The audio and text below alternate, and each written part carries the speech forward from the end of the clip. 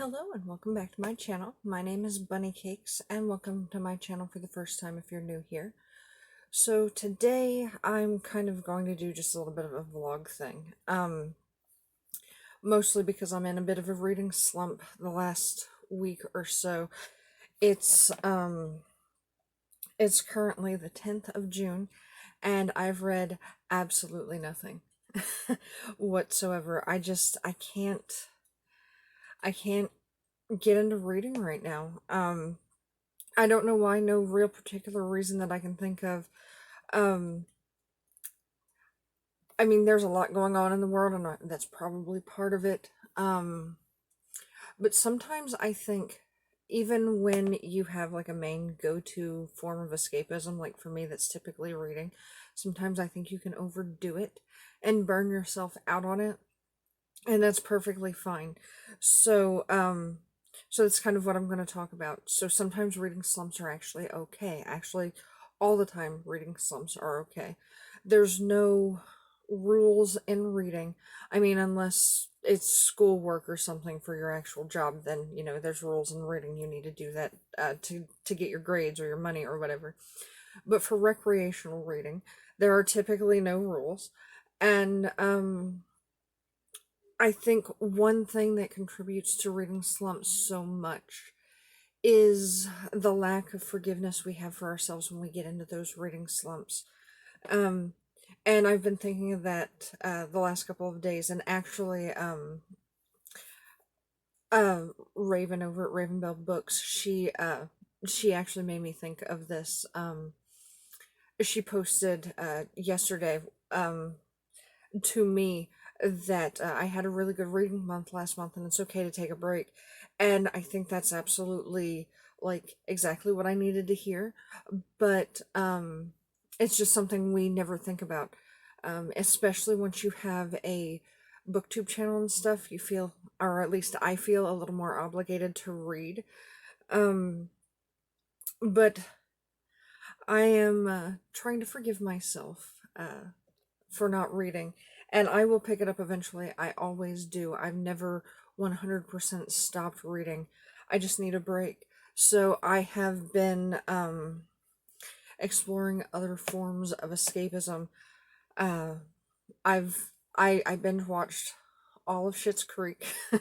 I caught up, or except for the last season, I haven't got to the last season yet. I caught up on Supergirl and Riverdale and Legends of Tomorrow and The Flash, um, and all of that. So that's what I'm doing. I'm watching stuff, and I'm binge watching YouTube videos and booktubers and stuff. I'm not necessarily commenting on people, um, because social interaction, even in that, is a bit hard right now for me. Um, but I am binge watching people's videos, so I am participating in the booktube community. I'm just not reading very much. Um, and I think part of what's bugging me is I have a book that's half finished that I want to finish. I just, like, every time I go to read, I'm like, yeah, but I could watch another episode. um, and so I watch another episode, or I have a nap, or whatever.